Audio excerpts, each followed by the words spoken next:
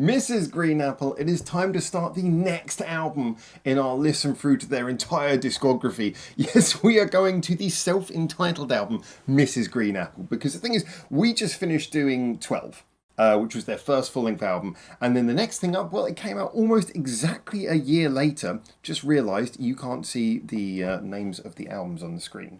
They got cut off. Anyway, the next one is the self-entitled album, Mrs. Green Apple, which came out in January of 2017. 12 came out in January of 2016, so it's only a year later. I will say that my feeling towards that debut full-length album, it has some amazing songs on there, but definitely is a album that seems to be kind of patchy. Like, it's got so many of the things that we now recognise to be the quintessentially fun and engaging qualities of Mrs. Green Apple. Yet I can sort of feel how they've perfected a lot of those formulas much more in their more recent work. So anyway, we're going to dive into self-entitled album. Now, the one thing that I will say, if I was trying to like stereotypically guess what we're going to get from this, obviously I'm expecting a little bit of an evolution from the album we just heard.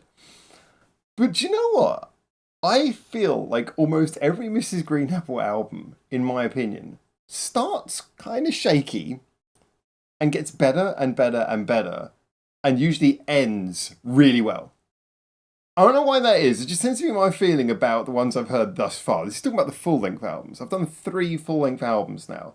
So, and obviously a couple of the short EPs at the beginning of their career as well. So I don't know. I'm expecting to maybe start this one with a little bit of a, okay. And then for it to impress more as we go, just having a quick look through the track list before we start this, because obviously, again, jumping into the full list as we will be. Having a look through, have I heard any of these songs before? No, this is another album where none of these songs, even the singles, seem to have been already played by me. So every song on this album is going to be a new one to me. There's plenty of little music videos, thus, in my opinion, singles throughout here. So yeah, okay, I'm intrigued to see what we get. The first song note is called Lion. That's the one we're going to be checking out today.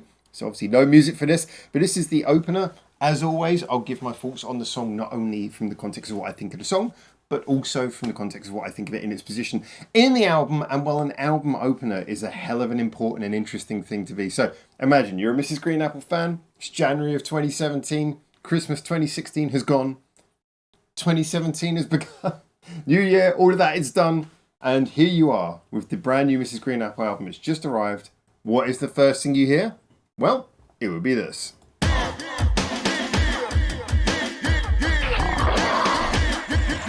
Okay. Amori's trying to give everyone a heart attack.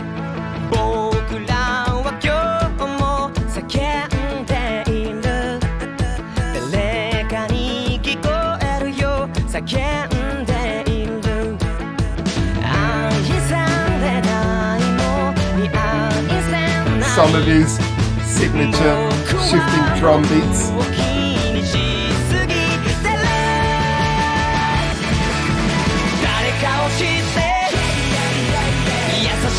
Oh, okay.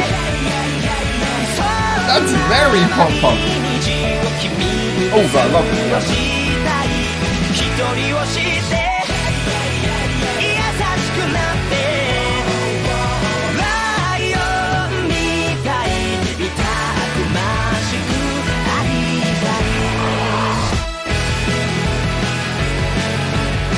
This has got so many layers once again, but the layers here, there's a lot more synth elements in this and a lot more produced elements than I think on the previous album.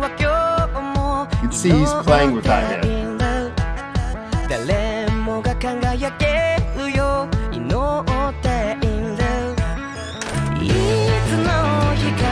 In time door creep.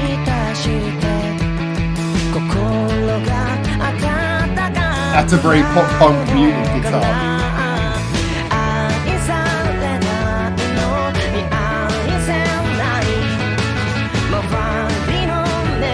He loves adding that little 3 count into places.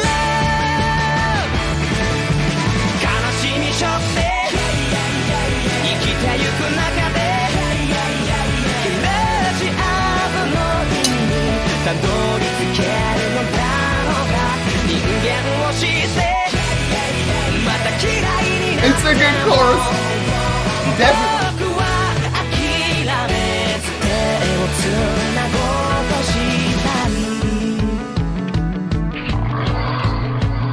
Yeah, the production is really interesting on this. A lot of playing with studio production.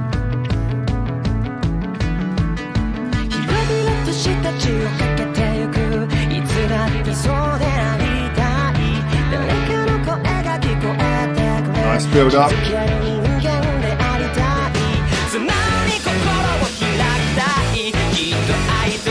Oh, I like how the chords go down there.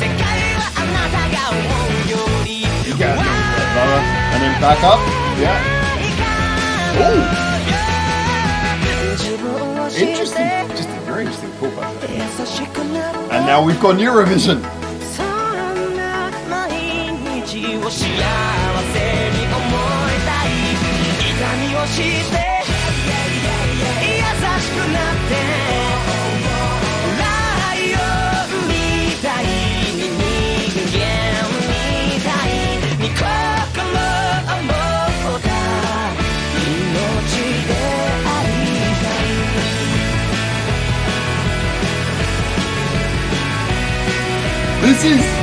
This is not a single.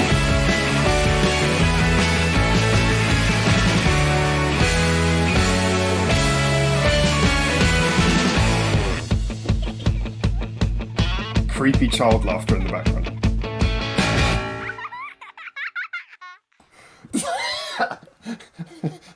Lyrical context and everything aside, putting the sound of children laughing into, even if they're children, you know it. Always find that weird. Anyway.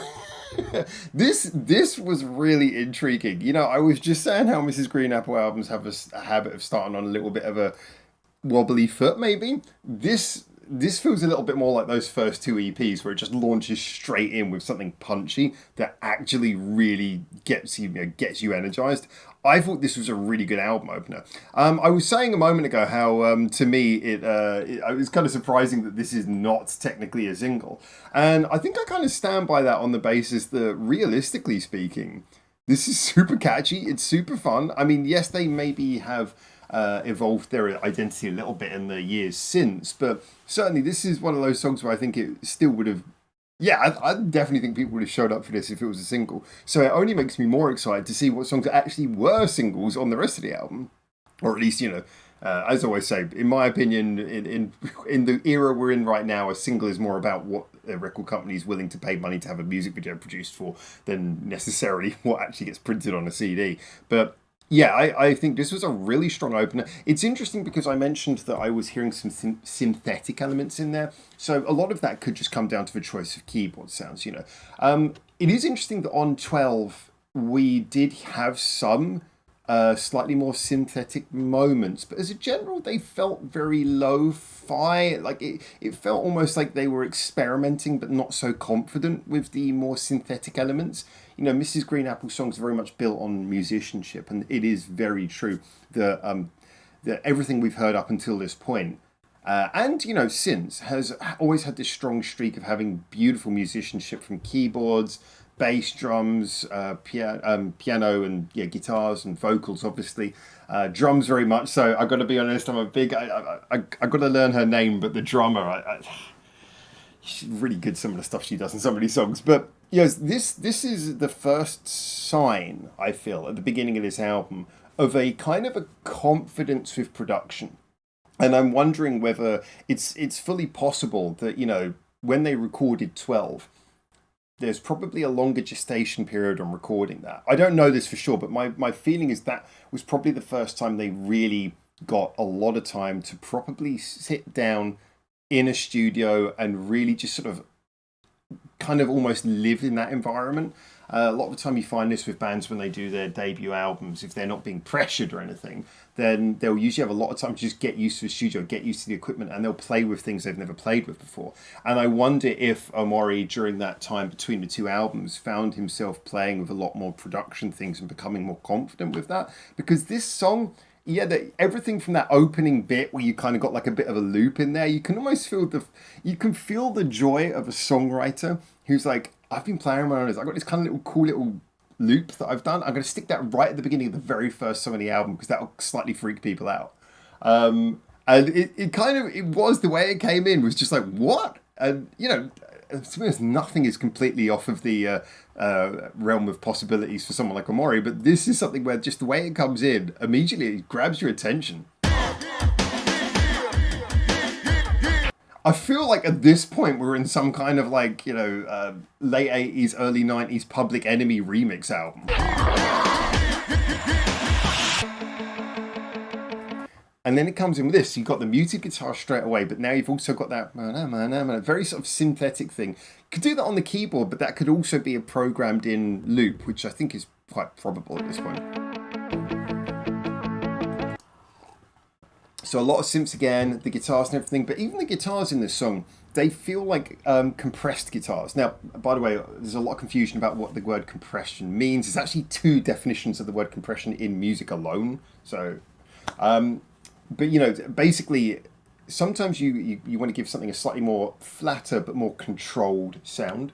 So that's not always a negative. There are lots of examples of negative compression, but we're just talking about purely from a stylistic standpoint. This song seems to use a lot of compression on instruments like the guitar. The guitar has a more sort of flat and controlled kind of sound. The peaks of the volume are very controlled. And what that gives you is a very kind of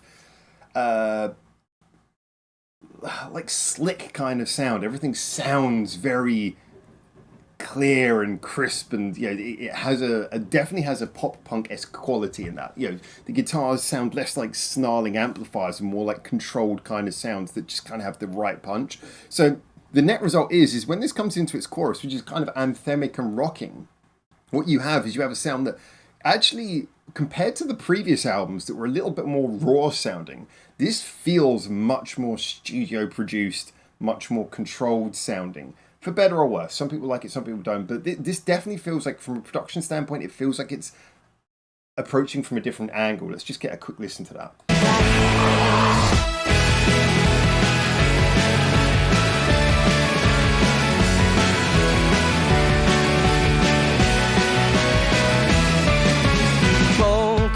It's the sound has a much more sort of controlled studio feeling to it. I think, for me, this definitely feels like my guess listening to this is the first song from an album which is going to see Omori, who already up until this point had been a very accomplished songwriter and arranger. We could already hear that. This is going to be the point where we're going to start seeing him get better as a producer, or at least get more professional as a producer. Slightly less raw and slightly more stylistically controlled. I would say, though, for me, to putting that all aside and just looking at this song individually, because I'm looking forward to the rest of this album journey already. This is a really interesting start. For me, this song definitely felt like a kind of a pop punk, punchy but full of nuances kind of song. A song that had that pop punk quality of being quick and energetic and anthemic and strum along to, but also had all of the nuances that keep it as a quintessential Mrs. Green Apple song. It's got those little beautiful flourishes of piano in amongst all the synths and the controlled compressed guitars. You've got these beautiful piano bits come in. It's got some lovely build up and changes on the drum kit as well, which I'm glad to hear. The drum kit still sounds really lively on this album. This song at least. So I feel like this is a beautiful balance between playfully using studio and production elements with also having the sound of still very much a real band, and bringing that all together in a song that is essentially just fun, catchy pop punk. And as I say, if this is the album opener and it's not a single, I can't wait to see what's going to happen here. And the next song is In the Morning. That's the one we're going to be checking out next. So I guess I'll see you in that video pretty soon. I am looking forward to it. But until I do, thank you so much as always. Get in the comments, tell me what you think. And for now, ciao, ciao.